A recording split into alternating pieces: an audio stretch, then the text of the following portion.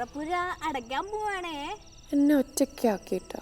ഇല്ല, പുതിയാപ്പിളയുടെ സുമ്പത്തൊക്കെ നമ്മള് കാണട്ടെ. അനക്ക് പിടിക്കോ? എന്നാ മുത്ത് വന്നിട്ട് പോയാ പോരെ? മുത്തോ?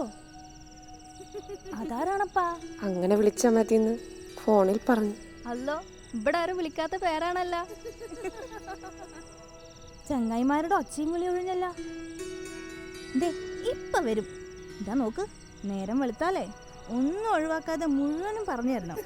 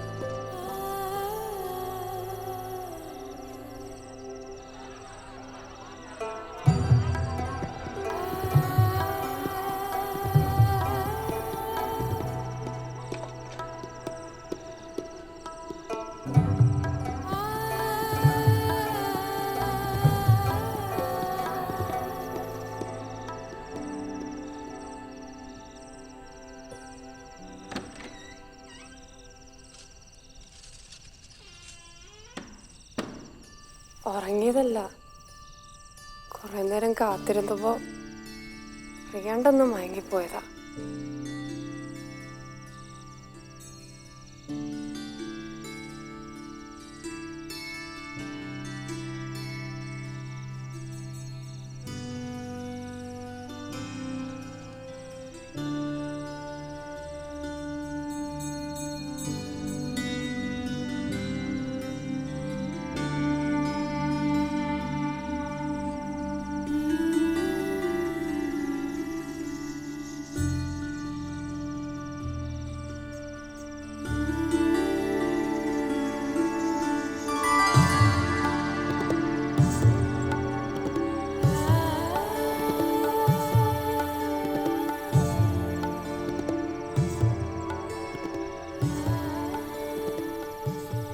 എന്തിനാ വരയ്ക്കണത്?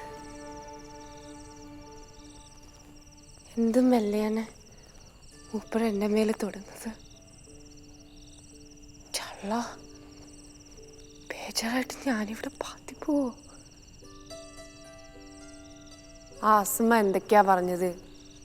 കണ്ടപാടെ കെട്ടിപ്പിടിച്ച് വാഴി മുറുക്കി ശ്വാസം വിടാൻ പോലും ഓരോ നമ്മളെ സമ്മതിക്കില്ലാന്ന്.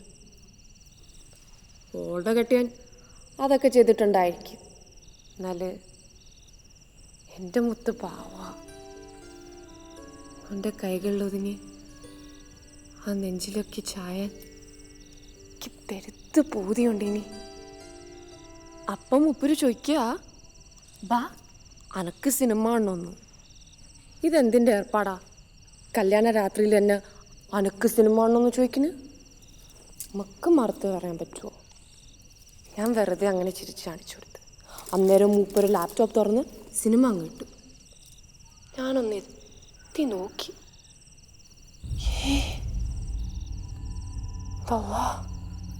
തലാക്കിലെ സിനിമയാണ്.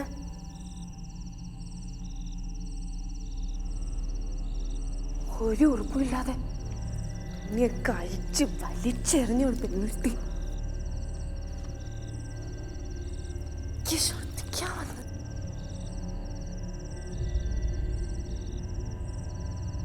അവളെ തിരിച്ചു നിർത്തിയിട്ട് ഷാള് കണ്ട് കൈകൾ രണ്ടും കുരുക്കിയിട്ട് കട്ടിലൊക്കെ കിട്ടിയിട്ട്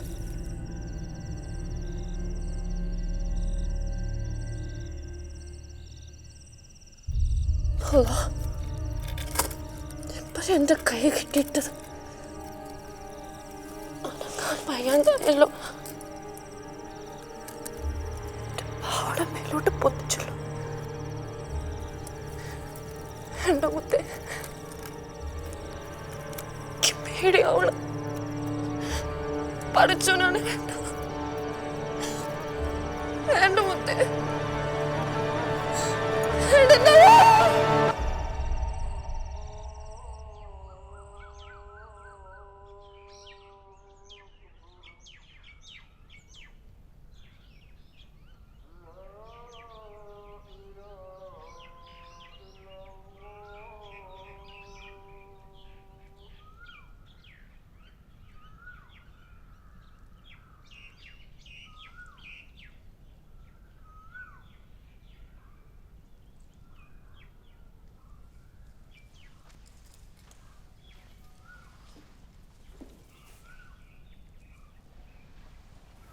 ഞാൻ എന്താ എൻ്റെ ഇക്കോട് പറയാ? 2 വയസ്സുള്ളപ്പോ മുതൽ മൂപ്പര് തോളിലിട്ടെന്ന എന്നെ കൊണ്ട് നടന്നീന്. ഞാൻ എന്ത് വാശി പിടിച്ച് പറഞ്ഞാലും ഇക്ക എനിക്കത് വാങ്ങിത്തരും. എൻ്റെ കണ്ണൊന്നും നിറഞ്ഞാലുണ്ടല്ലോ ഒക്കെ ചൂടാവും. ആരാണെന്നൊന്നും നോക്കൂല. തമാശക്ക് എൻ്റെ മേൽ സൈക്കിളൊന്നും മുട്ടിച്ചോനെ എമ്മാതിരി തല്ല എൻ്റെ ഇക്കോന് കൊടുത്തത്. അതാണ് എൻ്റെ ഇക്ക. എൻ്റെ ഈ സങ്കടം വെച്ചേക്ക് അറിഞ്ഞാലോ പിന്നെ ഓനെ വെച്ചേക്കൂല. ചിലപ്പോ വെട്ടി മുറിച്ചു കൂട്ടും. അങ്ങനെ ഒന്നും തോന്നിപ്പിക്കല്ലേ.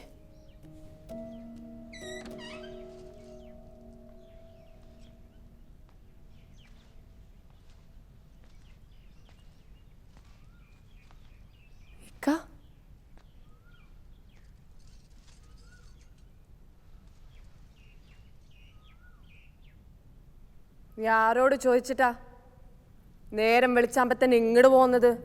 അല്ല, ഓൻ്റെ ഉമ്മ പറഞ്ഞു, ഓൻ സമ്മതിച്ച അല്ല എന്നെ?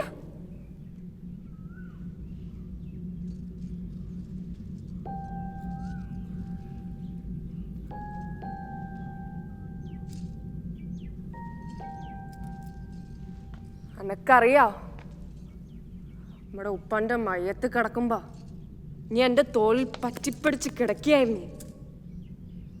ഉമ്മയില്ലാതെ എൻ്റെ സങ്കടം അന്നെ ഞാൻ അറിയിച്ചിട്ടില്ല.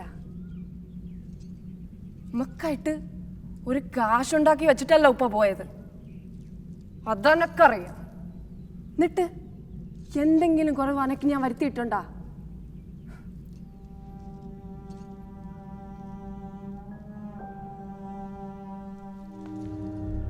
എൻ്റെ ചങ്ങാഴ്ചകളെ മാതിരി അന്തസ്സായിട്ടല്ലേ അന്നെ ഞാൻ കെട്ടിച്ചു വിട്ടത്. എൻ്റെ നിക്കാഹ് നടത്തിയ വകയില് എത്ര ലക്ഷം റുപ്യ കടാണെന്ന് നിനക്കറിയോ?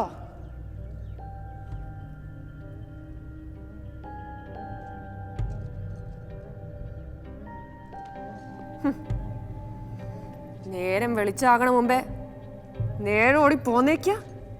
എന്നിട്ട് നാത്തുനോട് സങ്കടം പറയാം.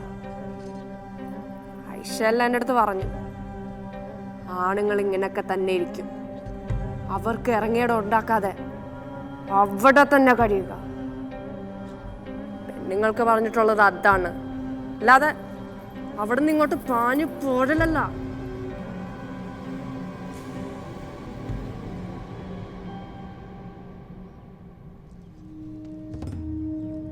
നോക്ക്, അന്റെ കുടി ഇനി ഇതല്ല. ഓനെയും കൂട്ടിയല്ലാതെ ഇനി പടി ചവിട്ടണ്ട.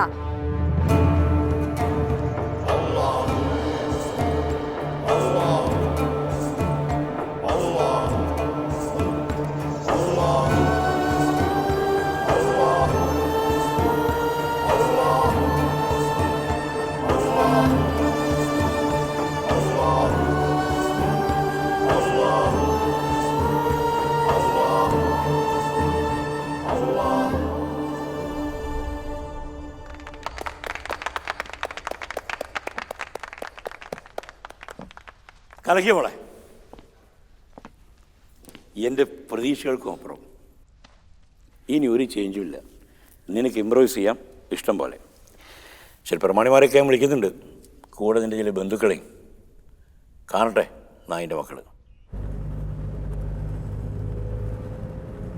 ഇപ്പം തന്നെ 5-6 കളിക്കുള്ള അന്വേഷണം വന്നിട്ടുണ്ട്. ഇത് നമ്മൾ കുറേ കളിക്കും.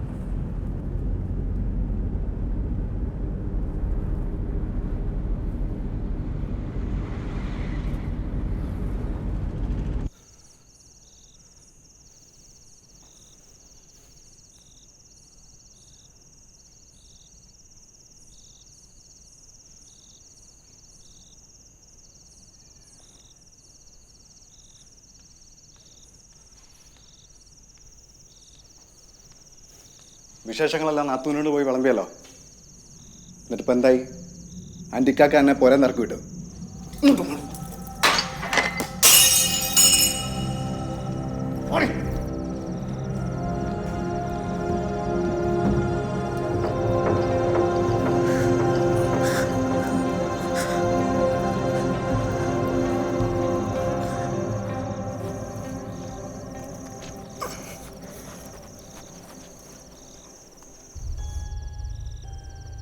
നോക്ക്,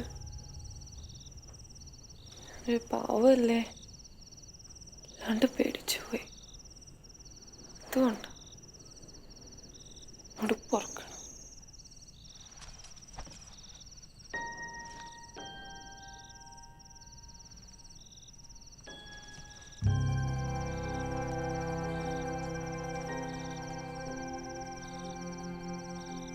പഠിച്ചത് എനിക്കായി കൊണ്ടുവന്ന മുത്തല്ലേ ഇത്. നമ്മൾ രണ്ടാളും ഇനി ഒന്ന്.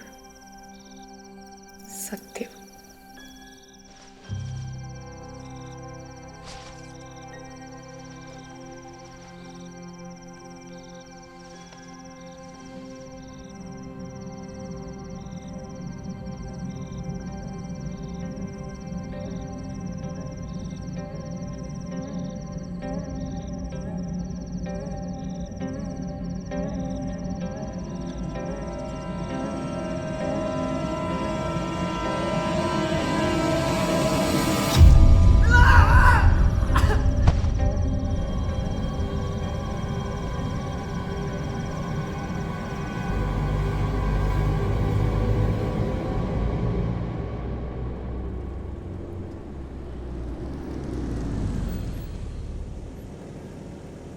ഇനി എന്നാ വരിക?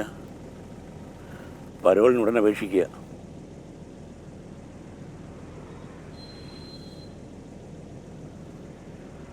മുന്നൊരുക്കങ്ങൾ വേണ്ടേ? റിഹേഴ്സൽ, ഒരുപാട് ഇടകൂടങ്ങൾ. ഇല്ല, ഞാനിനി ഒന്നിനുമില്ല. എനിക്ക് പറയാനുള്ളത് എൻ്റെ നാട്ടുകാരുടെ അടുത്ത് ഞാൻ പറഞ്ഞു കഴിഞ്ഞു.